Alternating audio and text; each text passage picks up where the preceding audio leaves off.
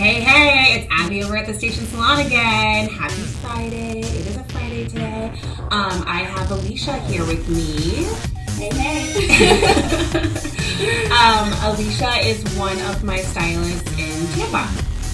And she specializes in color, I would say. She also cuts and does extensions. But I would say your main thing's color, right?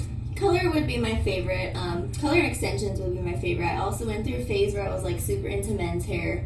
But now, yeah, that's my thing. Also used to be a makeup artist at one point, but she doesn't do that anymore. I forgot you retired from that journey is over. But makeup is the thing that really got me into doing hair. So it definitely lived in Tallahassee, and I really loved it up there because it was like party. I was like 17. And I wanted to still get that college experience, and if I went to that makeup school, it just wouldn't have happened because I would have stayed in Orlando, my hometown. And so then I ended up going to the Aveda up there, and it was like the best of both worlds. And that's kind of how I got into hair. We're both Aveda trained. Yep, most of us are. Or Paul Mitchell, it seems. Yeah. And Alicia and I also worked for the same company at one point, but not at the same time. LOL. A little bit of our background. That's why I'm here. So Alicia's another one of my stylists who's been with me for a long time, so we know each other pretty well. So today we're going to dive deep into a little bit more of a real podcast versus a hair podcast today. So with that being said, Alicia recently went through some trauma. And she's willing, because she's an open book, she's willing to share that with us today. And because there's a lot of people out there who experience trauma and going back to work after trauma. So basically what happened is Alicia had a miscarriage. And so many women have. I had one, except mine doesn't even compare to Alicia's because mine was very early on.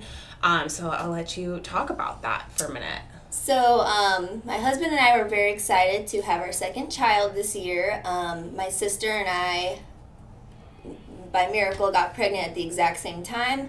And she's my best friend in the whole world. Our boys are like the same age, and life was going so perfectly. It just was like too good to be true. We get pregnant, our due dates are 1 day apart, and it just felt like, how could things get any better than this, You just feel too lucky, And basically, when I was 20 weeks pregnant, I went to my anatomy scan, and if you've had a baby, you know how that goes. Yes. And was very excited. Thank God I had my husband with me. Oh, thank God he was at that appointment. Yeah. My husband never went to any sonogram appointments with me. I was excited because now with the COVID rules being gone, I didn't get to do that with you were pregnant during my son. COVID. I forgot.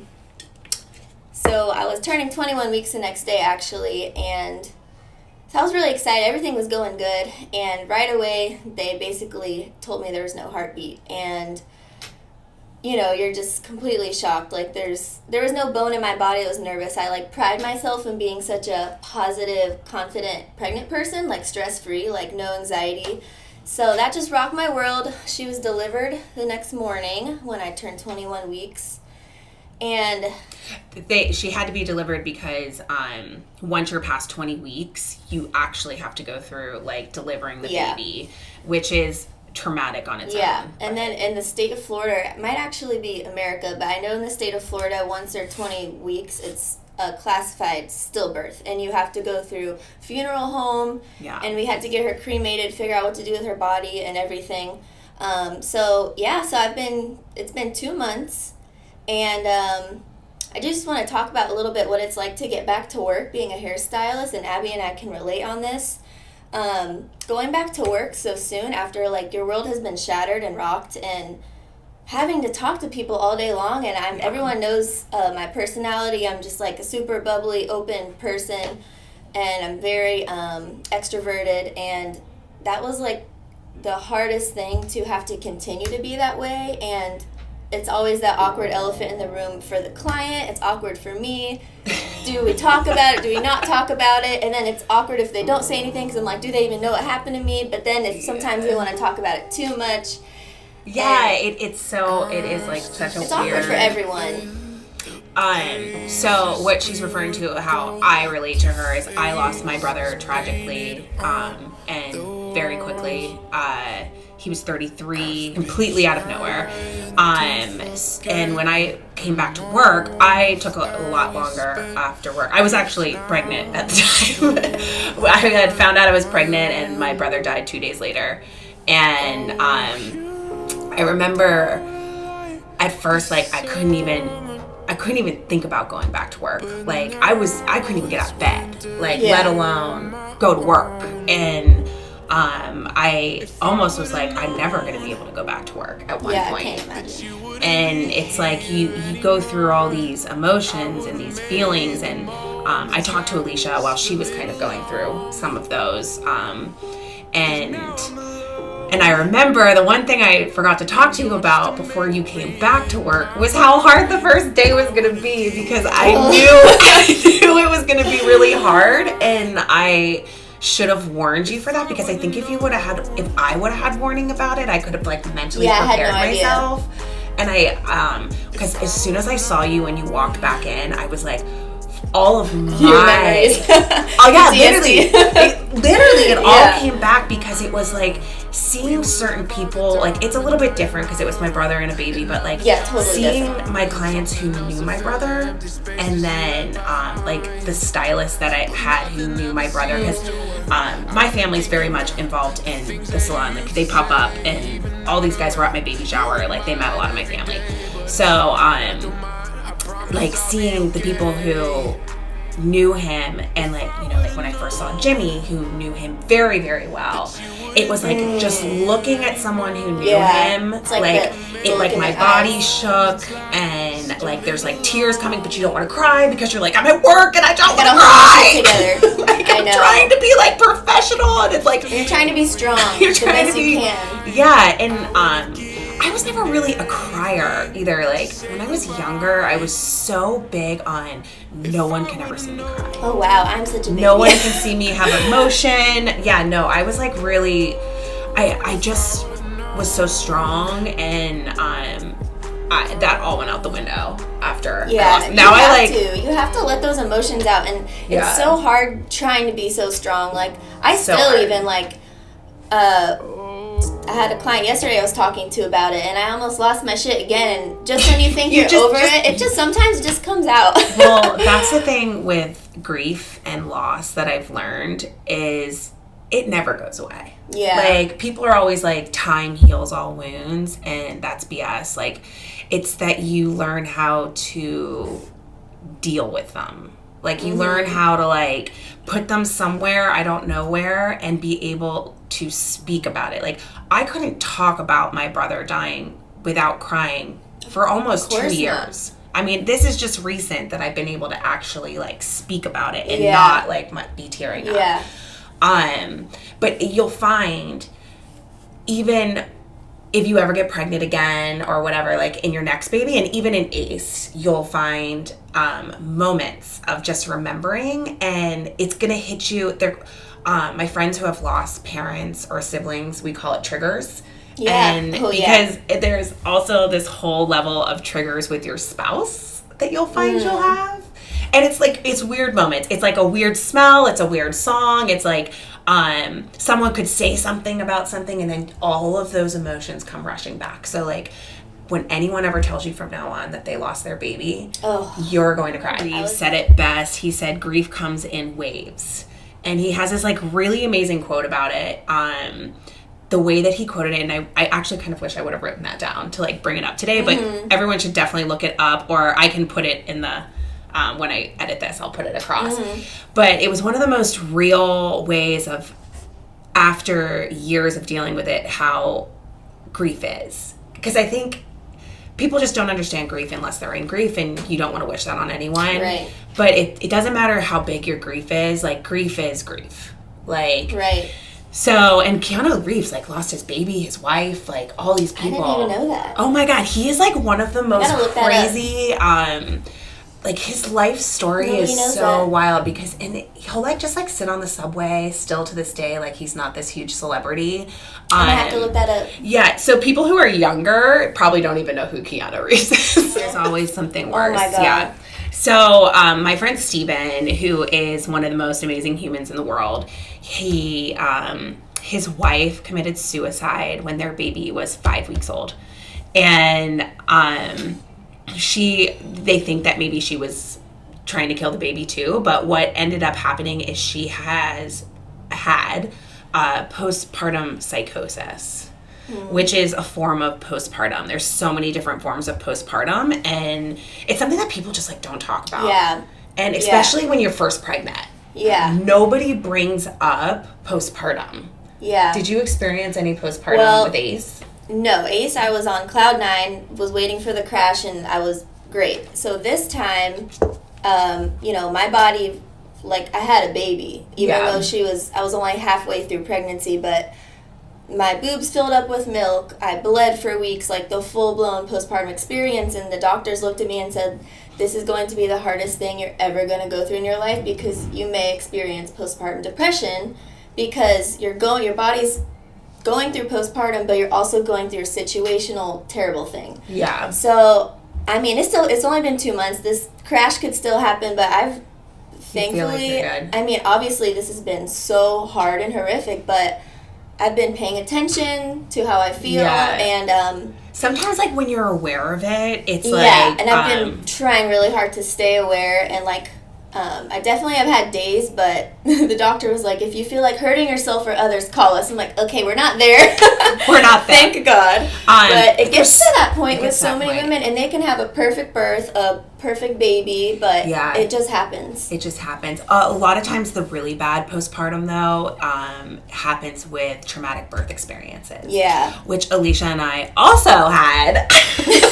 Team C-section.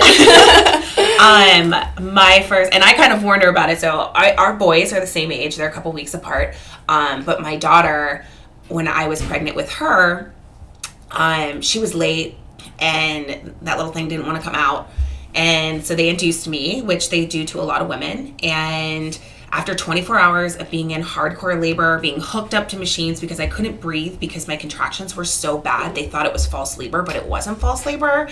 And what was happening is my daughter was completely wrapped up in her cord.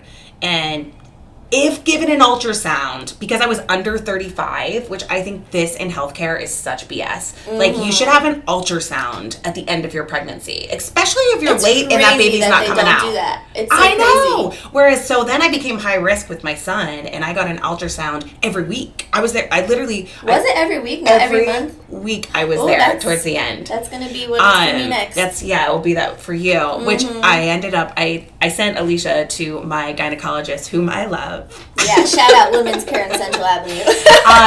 And I always tell people how much I love my gynecologist because I was there so much. I got to know them all. And going through this experience, if I didn't have an OB that I liked, an office that I didn't like, it would have been a hell of a lot harder. Like, I felt like they were really there holding my hand. Yeah, and they're so great with that. They're great. And even the hospital, Baby Place, shout out. You guys are great. Like, all the nurses. I even had this woman, her name was Karen, I'll never forget, and she's a straight up volunteer, and she's simply volunteers for stillbirths.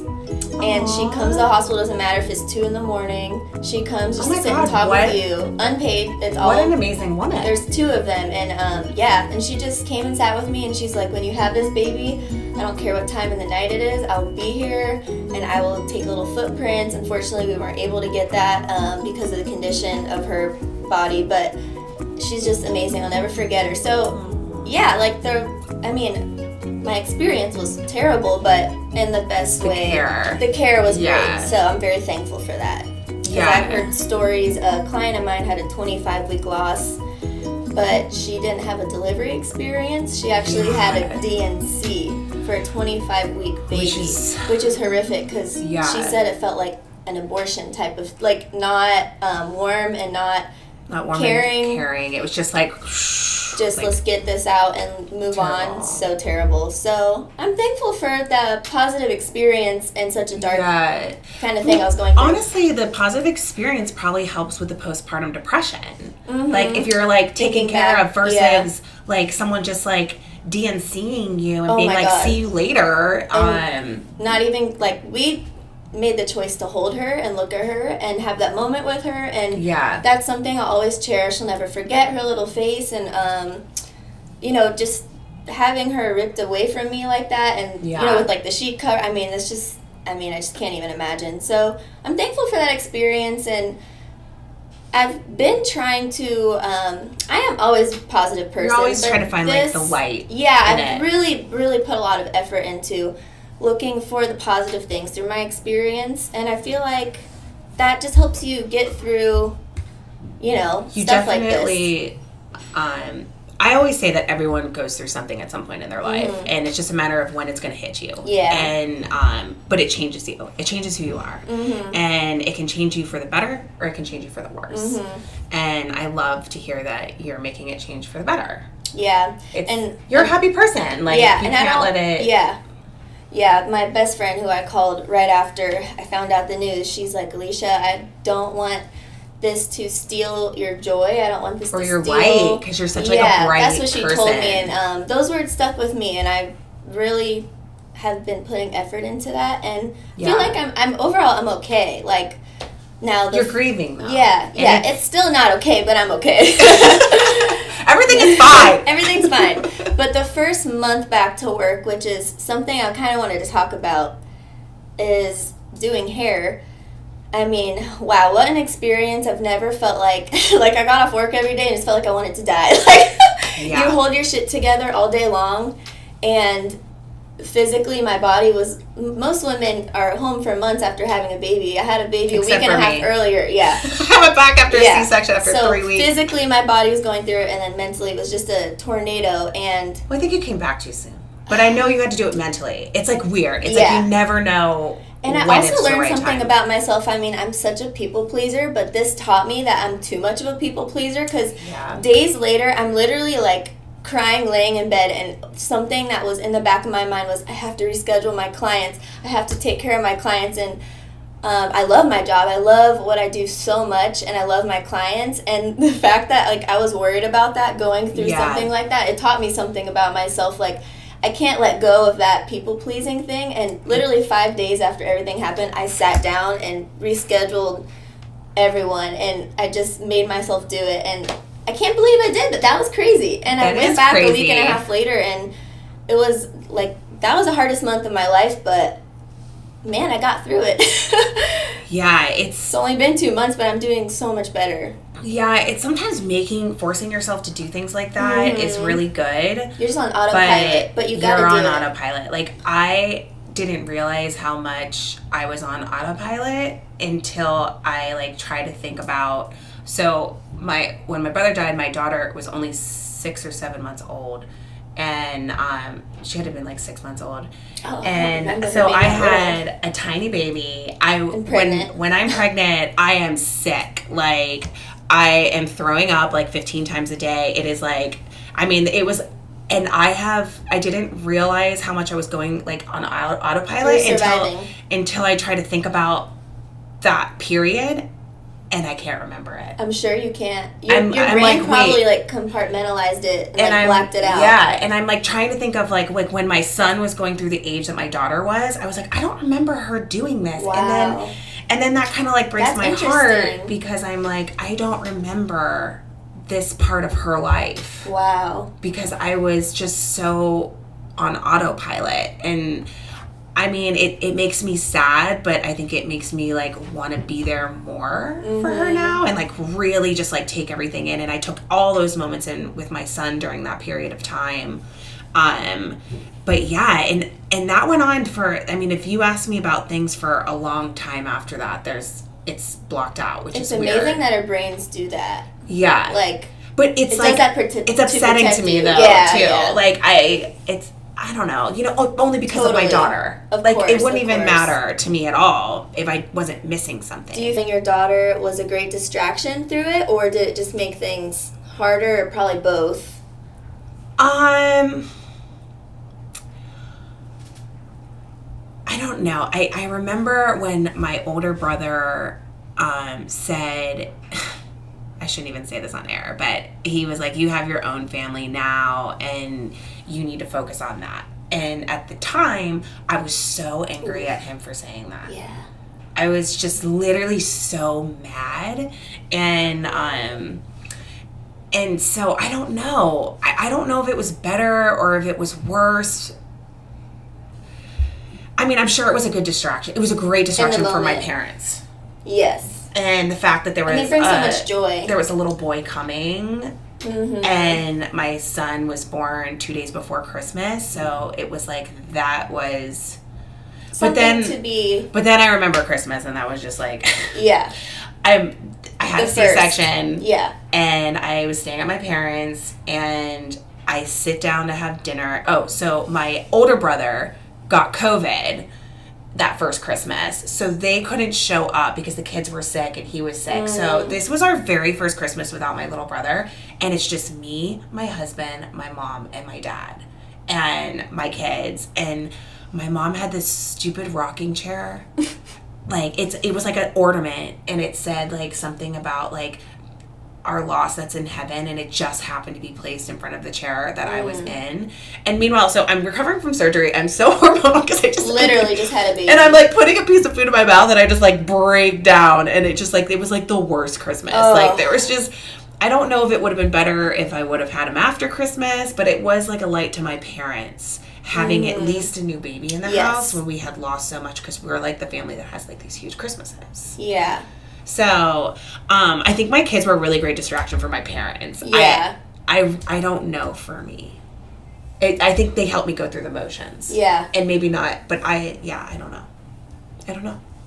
So, yeah, it's interesting. Yeah. They definitely bring so much like joy. At least looking at that new little baby boy, you know, it was like, you look at babies and you just smile. So going through something so hard, I mean. Yes. And my son looks an awful lot like my brother. Yeah. Yeah. and he has like his eyes, and that like always brings out like, when I'm looking at him sometimes, there's always like hidden joys later. Like as much as there's hidden, like I was talking about triggers, there's also things that you'll find that are like bring happiness. Like, if you ever go to like a medium or a psychic or anything, they always tell you that like fire alarms in general, feathers, are all butterflies. They're like these little like bugs with wings, like they're like dragonflies. Yes. Oh my god, that's so crazy you say that. On my way here, there's a dragonfly. A dragonfly that like literally, I was at a light and it was right in front, like really close to my windshield, and it was. I've never seen one linger that long, like, as I'm in the car. So and I thought about it as I was driving here, and that's so funny you bring that up. Yeah, so they're like a big sign from angels. I didn't know dragonflies. Yeah. I knew butterflies. Dragonflies more so. Well, that's kind of crazy. Have fun. And also, I think it's bluebirds are... it's blue jays, not bluebirds. Blue jays, if you see two of them... They're supposed to be like angels, like for like healing or coming to you for like to like, if you see them, you have to think about what you're thinking about. So you find, and so like I find random feathers around my house. Yeah. In the weirdest places. Like one day I was cleaning, and above my daughter's like door, you know, like there's like a little ledge on the door. There's a freaking feather up there, and I'm like who put that there? Who put that there? I was like, who's messing with me right now? And like every time I'm like having a moment with my kids, and it's like I'm really enjoying myself. I'm not on my phone. I'm not doing it. Like I'm just like really present. In the moment. There's always a feather that shows up. Wow. That's so cool, and it's cool that you believe in that, because that helps you like get through life more, and it's like you know your brother's there with you. Yeah, it's just like, and even if it's true or not true, I believe it. It's these tiny little things that bring little moments of joy into your life throughout a normal day. Yeah. And you know, so like after my brother died too, my sister-in-law and I went to this medium, and I'll make this story quick, but they had just told us about like the birds and the alarms, and we were having breakfast in this hotel. We went down to see this medium in a place where they actually lived in Boca, and we had the doors wide open, and a bird flies in. I had just literally been talking about, I was like, I wonder if Andrew can see us go to the bathroom. I said it. And a bird flies in to the hotel room. Like, when has a bird ever flown into a hotel room and pooped right in the hotel room. So it was like a joke. I was like, wait, what the heck is happening? And I kid you not, Alicia. That never happens. 5 minutes later, the fire alarm in the hotel goes off. This was after you saw the medium? This was the day after we saw the medium. Okay. And he told us we were going to get a sign that my brother was with us, like, after we saw him. And that's crazy. The fire alarm went off in the hotel, and everyone had to evacuate. And it was just a false alarm. And we were like, you've got to be kidding me. Yeah, you've got to be kidding me. Like, It was wild. That and things like that happen all the time now. And then the fire alarm, we realized the fire alarm was definitely him, because for an entire year, my parents' fire alarm went off randomly all the time. Like, we're talking That's interesting. Every couple days. And then my smoke alarms would go off every time I was having a party. They would go off. My brother loved to, like, hang out and, like, he, like, entertain and stuff. So, but Ryan and I couldn't, like, Ryan just started saying, this is totally your brother, because smoke alarms you don't have to replace a smoke alarm battery every month. Like, and now, it's been like, every time we had people over. It's been like a year now. So, my smoke alarm hasn't gone off for a while, so I wonder if after this podcast it will go off, like, as like a little... You gotta keep me updated on that one. I will. But yeah, signs from above, very... I definitely believe it, and, you know, people that don't, I mean, it's fun and happy to, like, I don't know. I believe in it. This universe and everything is too huge for us to understand, but... I know. Well, you said you had another question for me. I had a couple. Oh, this is like totally new subject. Yeah, we can get off there. But I wanted to ask you a couple questions. What is your overall vision for the future of the station? My overall vision, well, that changes all the time. I have started to franchise the salon, so like the paperwork and all that to get that done. So that is definitely a step that I would like to take. Only because it's not that I think that my salon's the best salon or anything. There's so many great salons out there. I just think that the station has a little bit different of an edge and a vibe. And one of my clients told me when I told them I was going to franchise, he goes, well, are you sure you're going to be able to do that franchising? Because that vibe and that energy is you. That's interesting. It comes down to the owner. It starts with the owner. Mm-hmm. Yeah. And I was like, I didn't think about it that way. That's very so true. I'm trying to figure out how I can do that and keep myself involved. Yeah, because...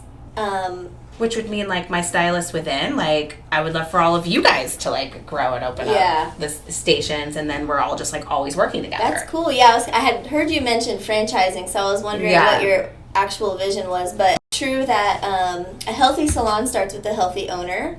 Yes. You and I, at our previous and common salon, a toxic owner creates a toxic environment. I don't care how great the stylists are. You have to have good leadership. And even though we're mostly a booth rent salon, it's just nice. We're all very independent, but we still have leadership. Yeah. And we're thankful that you bring in healthy people as well. You know, you vet people. My vetting process. You make sure we all vibe and click. So I feel appreciate bad. that very much. I've been so picky with my vetting. But it's so important because you could fill the whole salon tomorrow. But I could have had St. Pete filled multiple times. Yeah, but it's better to, like, pick and choose the right people because you're creating a family. Yeah. And, gosh, that's why I live in St. Pete, which is where we're filming right now. But I stay in Tampa because, well, most of my clients live in Tampa. But we have such a family vibe. I mean, I know I'd love it here, too. But it's hard to walk away from, like, that. I don't know. We're just so happy. I just love it. So. Yeah, everyone just, like, really vibes in Tampa, and I was a slow grow in Tampa. Yeah. And I was that way on purpose. I think a lot of people look at me and they're like, or if it doesn't look how it's supposed to look, they're like, oh, maybe it's not, like, going well, but they don't realize that it's like I I would rather be like making no money and have like an awesome place to go to work. Yeah, because if you just fill it up immediately, it's eventually going to crash and burn. It'll crash and burn. Yeah. And like one bad person brings out like all this bad energy. Yeah. And people who don't know hair salons, it's like that easy. It's like one person can suck the energy out of the room. And I mean, there's always something. There's so many personalities. But it's, you know, that's just like a brother-sister relationship type thing of like what we have right now. You know, there's like, I would say for the most part, everyone's just easy, I should say. Yeah. Everyone's easy. So I guess that would be I mean, who knows? Things change all the time. Yeah. And I did, for anyone watching this who doesn't know us, I did just open St. Pete's, so I'm a little overwhelmed figuring out the two. And I mean, it's not like overwhelming. I'm just I'm finally getting into the groove of being here at this time, there at this time, and, you know, delegating my task for each place. There was a little bit of a overwhelmment at the beginning, but I'm thinking, I can't imagine easing into it now more, especially with the kids in school. Well, that's another question I had is, once I was pregnant with my son, my hustle went from here to here. And I still show up to work every day. I have a full book. I'm a very busy stylist, but my hustle and like marketing, promoting myself, blah, blah, blah. I mean, I'm so inspired that you have 2 teeny little ones, and you have like opened up a whole new salon, and you've continued to like grow your business, and that's just something I could not see myself doing right now. And I only have one. Yeah, I know, but I think that's just who I am. Yeah, you're an entrepreneur at heart. I think that's why it was so hard for me to find a husband. It was worth the wait. It was totally worth the wait, because he's the same way. I mean, like, we have a new drink company now, so like that's been that too. I'm like, how the hell you have time to open all these businesses? We are literally like that's always, why you guys work so well together. Always working. Power couple. And but I kind of pinpointed this with Elle a little bit. I just like, I've never been the person who can just like sit back and not be trying to make like something better. Like I need to constantly be like, and I told Gretchen this, I said, I'm always in competition with myself. Like, I don't give a crap what anyone around me is doing. It's like, I somehow weirdly, things with people around me don't bother me like it bothers other people. But it's just, I'm just always trying to be better for me and for no one else but me. Gift. Yeah. And like, I want to be a better mom for my kids and a better wife for my husband, and I want to be a better salon owner for all of you guys, you know, like, you know, even though my salon's booth rental, I still am always giving these people new clients. I'm advertising for all of them. I'm not making any money off of that. And that's what people don't understand. That's totally true. I worked, when I moved to Tampa, I worked at the salon we both worked at one point. And I mean, that phone wasn't ringing. I had just moved here. Like, I had 0 clients, starting all over. And I wasn't planning on, I was very unhappy. But, you know, it's hard. Change is hard. And Abby reached out to me, and that's when I was like, I had this gut feeling, and I followed it, and... Always go with the gut. Yeah, and I was like, I don't know if I can afford rent every month, but I'm going to try, and if I go negative and live off of my savings, it's fine. Yeah. And I built so fast at a booth rent salon, because she was helping me get clients, and I was still on Instagram at the time, like posting pictures. I don't really do that anymore. You were really good at Instagram at the beginning. But, you know, ever since I built my whole clientele... You don't need to. And when I was pregnant with my son, that's when I was like, okay, I'm kind of over it. Yeah. And I honestly prefer, when I take new clients, I prefer referrals. I don't prefer Instagram people. You kind of know what you're getting a little more when it's like, my friend wants to come see you. Yeah. So, well, a lot of people always say, actually, to me... It was really hard for me to get in, or I can't find any appointments. What people do not realize is that Tampa is booked. Yeah, we booked and busy. All of the girls and guys there they do take new clients, so don't be like turned off from it. And there are a few of them that are building that, you know, because in being a hairstylist, you can come and go and like take time off and come back and like rebuild your book, and we all do that. But they are all just really busy, and they get a lot of referrals, and you can't just call the week before and expect to get in. Yeah. It's a little harder. Whereas in St. Pete's a little bit different, because some of the people that I hired just moved here. Oh. So they're building, and they're so talented, and they're already building super fast. That's great, yeah. So it's like, get in with them now before they are booked. Mm-hmm. So. Especially this time of year. I mean, fall, my books are just slammed. And, we booked this podcast, weeks ago. Yeah, we did. Yeah. All my Tampa people, I've booked the podcast in advance. Pretty far in advance. Can't just grab them like I've been trying to. Yeah. But it's great. It's great to be busy. Oh, another fun topic I wanted to talk about is burnout as a stylist. Oh, yeah. That's a fun topic because you see it so much. I've felt it. Everyone's felt it at some point. Yeah. And I think ever since I was pregnant with my son and made that choice to work a little bit less, gosh, it's so much better. Work is so much better working a little bit less and, not overdoing it. Yeah. When I first opened up the station, I started on Howard, and I was working 7 days a week. We've all been behind there. The chair. Mm-hmm. And I was still working a lot, at least 5. I was living in the salon at one point. Uh-huh. Literally, there's an apartment upstairs, and I lived there until I got pregnant. And when I was pregnant, I still worked 5 days a week being that sick, my daughter. But people didn't realize I was pregnant because I lived upstairs. So it was really easy for me just to run upstairs and be sick. Hard to say no to clients when you live upstairs. It's very hard to say no when you live upstairs. And I think that was the moment where I was like, okay, I have more stylists now. I have a baby on the way. I am completely overwhelmed, and I need to reset some boundaries here. And I told myself that, but I didn't do it. And I remember after, when I was on maternity leave, I was gone for I literally took 3 weeks after my C-section for my maternity leave, and I had clients calling me asking me when I was going to be back. And that was the moment I realized that sometimes clients don't care about you at all. Sometimes they do. Sometimes they don't. Sometimes you have the ones that really respect you. that care about you so much. And they respect you. And then you have people who just want their hair done. They don't give a shit about you. They just care about their hair. But at the same time... But we still love them. I still love you. But we're just that way. Paid to do their hair. So yeah, at the end of the day, they don't have to love us. You're just their hairstylist. You're just their hairstylist. Sometimes I have to check myself. It's you're with these people and you know everything about them, but at the end of the day, we are hired help. Yes. And they don't have to care about us. Yeah. But for me, when you have so many things on your plate, you have to decide, okay, that is when I started working 2 days a week. Yep. And then my husband and I also decided that childcare is really expensive, and we didn't want someone else raising our kids. So I was like, I am willing to take a step back from the chair to raise our kids, and I will do that because I knew that time would pass. And by taking that step back, I think is what amped up my creativity again. Yeah, that's great. You had more time to think about other things. Because I can't sit still. And I think that's where it was I got that break from burnout. And that's what you need to do. I never left. Some people just quit doing hair. Yeah, well, that's where I was going with this. It's the amount of, what is that statistic that hairstylists quit by 7 years? Most of them, there's a percentage.